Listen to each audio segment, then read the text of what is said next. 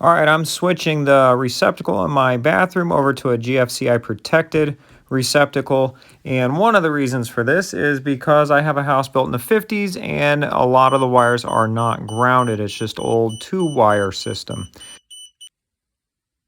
All right, so I go down to the panel, figure out which breaker it is, switch the breaker off.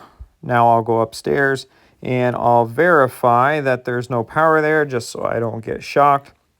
In all honesty, I don't always turn the power off, but for your safety, you should always turn the power off so you don't get shocked. Also, if you don't know what you're doing, don't mess with the electrical. It's very dangerous. Make sure you follow all your local building codes and the national building code, and just don't mess with it if you don't know what you're doing. Get someone to help you, call an electrician, whatever you got to do.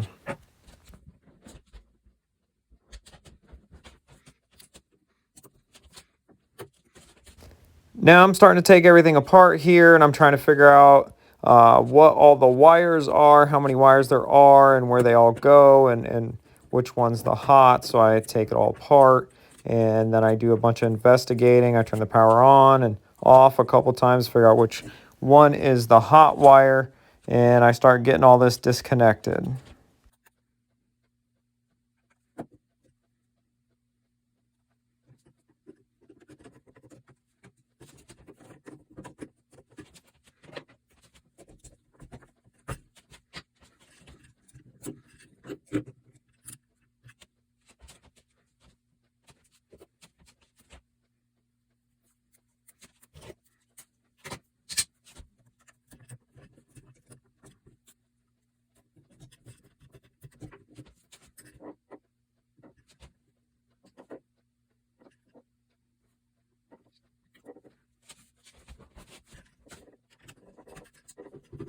All right, I've kind of figured out what some of the wires are going to here on the switch. I have wall lights. I also have two exhaust fans, and one is over the tub, one's over the toilet, and those are on the switches. So I kind of figure out what those wires are going to, and then I'm trying to figure out which one is the hot wire now, and I'll turn the power on and then kind of check and figure that out and start working on a plan on how I want to wire everything back up.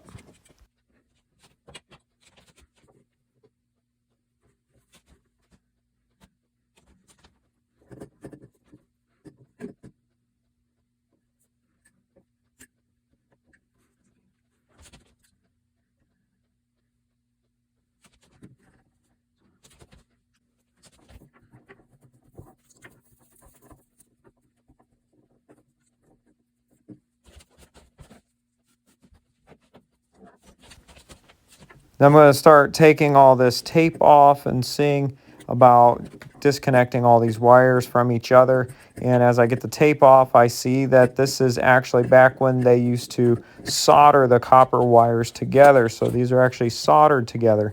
So I just cut off the ends and then try to straighten everything up and get it all separated so I can figure out which one's the hot wire and start working from there on wiring everything up.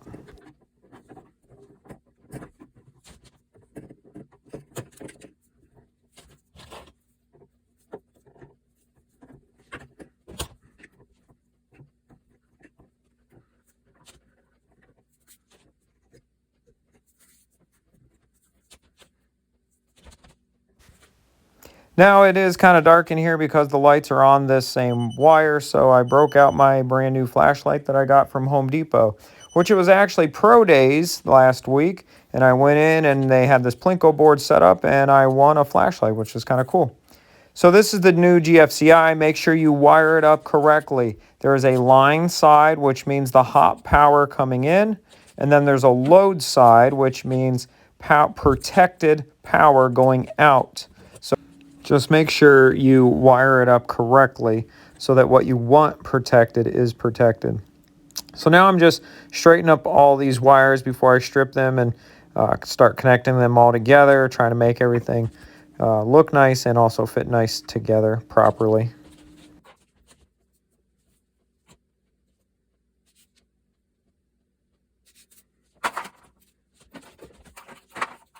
I'm also working on putting the hot pigtail on the new GFCI receptacle so that it will be ready to be wired in. It's easier to put the pigtail on before it's in the wall than after.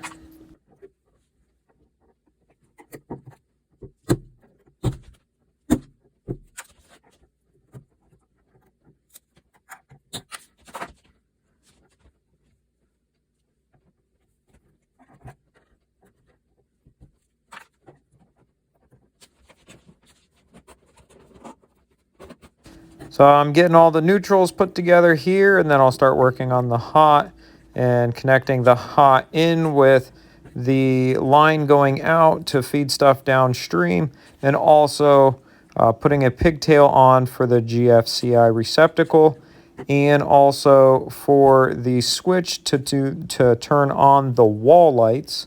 So that'll all be hot. And then protected power from the GFCI will go over to the switch for the exhaust fans. And I do it that way because I want the exhaust fans protected, because one of them is over the tub. And just in case, I just figure it's over top water, it should be protected. Now, I don't know. You guys think maybe I should do it a different way or have a different opinion, or maybe you know what the exact code is there. Feel free to let me know in the comments. I'm never afraid to learn. I appreciate advice that you guys always give.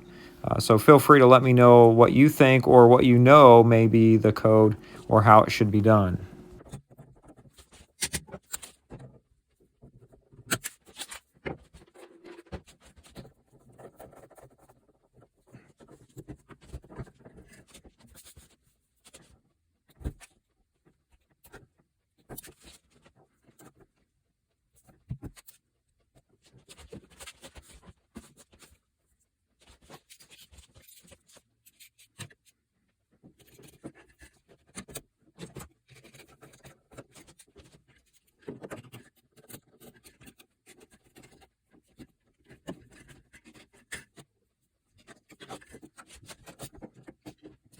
So now I'm working on hooking up the receptacle, and then the protected hot going from that over to the switch for the exhaust fans, and also connecting in the hot for the wall light switches, putting that all on together.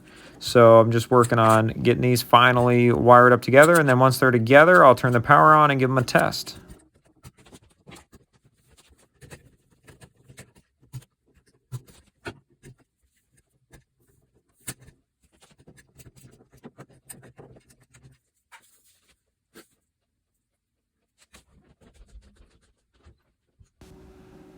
All right, so now I'm turning on the power at the breaker and going to start testing the wall lights and the bathroom exhaust light and the GFCI receptacle. Just getting everything all tested and together. And so I actually learned something. These testers that check GFCI outlets, they actually use the ground to test it, which is a safe way to test it. And so mine wouldn't trip because I have no ground wire, because my house was built in the 50s. So I just test with the testing button on the outlet itself, on the receptacle there, and then move forward from there. So I like to tape the switch and the receptacle, and I just feel like it's safer. It's going into a metal box, a lot of wires in there. I just prefer to do it this way. Maybe you don't, and that's fine. I don't believe this is code in my area. It's just an extra step I like to take. Again, you can let me know what you think in the comments, but that's just how I like to do it.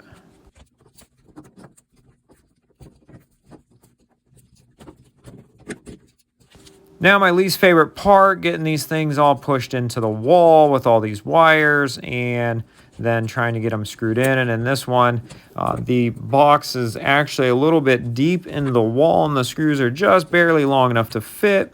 And someone also cut that paneling too wide on the bottom, so I had to put in these little cardboard things, and they were in there before. I probably should have used those rubber spacers. I didn't have any on me though. But anyways, it was a real pain, and this part took me way longer than I'd like to admit. and it's no fun.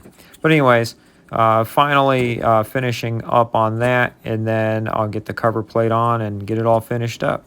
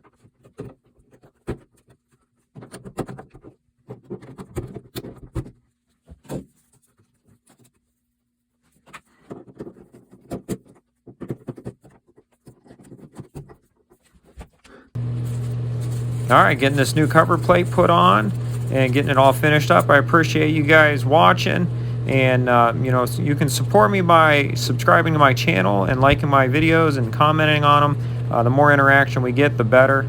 And see, now that my bathroom's safe and it looks nice, and I appreciate you guys watching. Thank you.